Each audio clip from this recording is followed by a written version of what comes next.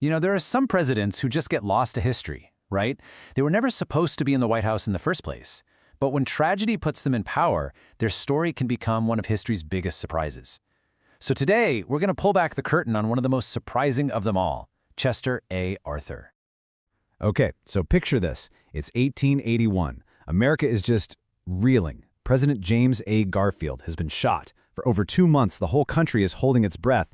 But then, on September 19th, Garfield dies. The whole country is plunged into mourning and, a ton of uncertainty. But right in the middle of all that grief, this second shockwave hits the political world, a deeper one. See, the man who is now president was Vice President Chester A. Arthur, a guy whose name was basically synonymous with the very corruption people thought led to the assassination in the first place. So to really get why everyone was so terrified of an Arthur presidency, we have to dig into the system that made him. It's a wild story, really, of a man who was the ultimate product of a broken system, and then suddenly he's in charge of the whole thing. This right here, the spoils system, this was the entire world Chester Arthur came from. During the Gilded Age, it really wasn't about what you knew. It was all about who you knew.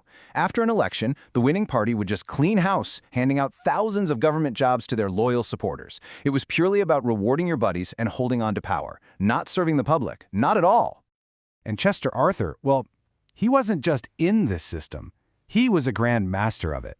He was a leading stalwart. That was a group of Republicans who loved the spoils system, and he was the right-hand man to the notorious New York political boss, Roscoe Conkling. Arthur was the guy who pulled the levers and made the whole corrupt machine run. And boy, did Arthur climb the ladder fast. In 1871, he got the top job at the New York Custom House, which was basically the jackpot of federal jobs. The place became so famous for corruption that President Hayes, who was trying to clean things up, actually fired him in 1878. And get this, just 2 years later, he's the vice president. Not because he was the best man for the job, but basically as a political deal to keep Conkling and his faction happy. And then, the unthinkable happens. Garfield is assassinated. And this guy, the ultimate political insider, the fired customs collector, is now all of a sudden the 21st president of the United States. I mean, can you imagine? Yeah, people were not subtle about how they felt. This quote from an editorial pretty much says it all. I mean, people were genuinely terrified. They thought his presidency would be an absolute disaster, a hideous calamity that would just lock in corruption for good. Okay, but this is where the story gets really good and takes a turn nobody saw coming. The guy everyone expected to be the poster child for corruption, he became its biggest enemy. I mean, the logic was pretty straightforward, right? His friends, his mentor Roscoe Conkling, his entire political base, they were all rubbing their hands together, expecting President Arthur to just open the floodgates and shower them with government jobs. This was supposed to be their big moment. Well, they were completely, utterly wrong. To the shock of absolutely everyone, Chester Arthur walked into the White House and became a completely different person. Maybe it was the weight of the office, who knows, but he turned his back on all his old cronies and on the very system that created him. So what did he do? He did the unthinkable. He pushed for and signed the Pendleton Act of 1883.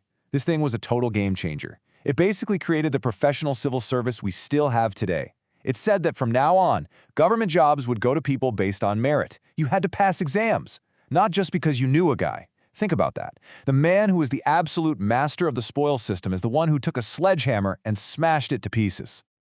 And that's why modern historians say this. His journey is just one of the most incredible transformations in presidential history. But, and this is a big but, his legacy is way more complicated than just this one amazing act. Yeah, for all the good he did with that reform, Arthur's presidency has a really dark side, and it's one that actually put racial discrimination into federal law. So here you have it, laid out plain and simple. It's just a shocking contradiction. On one side, you've got the Pendleton Act, a huge step forward for a fair government, and on the other, you have the Chinese Exclusion Act of 1882, a law that banned an entire group of people based on their ethnicity, a massive, shameful step backward. And Arthur, he signed them both. So, what gives? How on earth could the same guy who fought corruption so bravely also sign off on state-sponsored racism? Well, to understand it, you have to look at the political climate of the time, because it was intense. Right. Context is everything here. There was a big economic panic, lots of people were out of work, and politicians, especially out on the West Coast, found a really easy target to blame: Chinese immigrants. They launched this horrible nationwide campaign, blaming them for stealing jobs and driving down wages, just tapping into this ugly vein of racism that was already there. The political pressure on Arthur to sign this thing was enormous. And the language they used, it was just disgusting. And you have to understand, this quote from a newspaper wasn't some fringe opinion. This was mainstream stuff, painting an entire group of people as subhuman. So, how do we make sense of this guy? A corrupt politician turned great reformer, a champion of fairness who signs a racist law. And believe it or not, the story has one more layer of complexity. What almost nobody knew at the time was that Arthur was hiding a terrible secret. He was suffering from something called Bright's disease, which is a fatal kidney condition. He was dying, and he knew it for his entire presidency.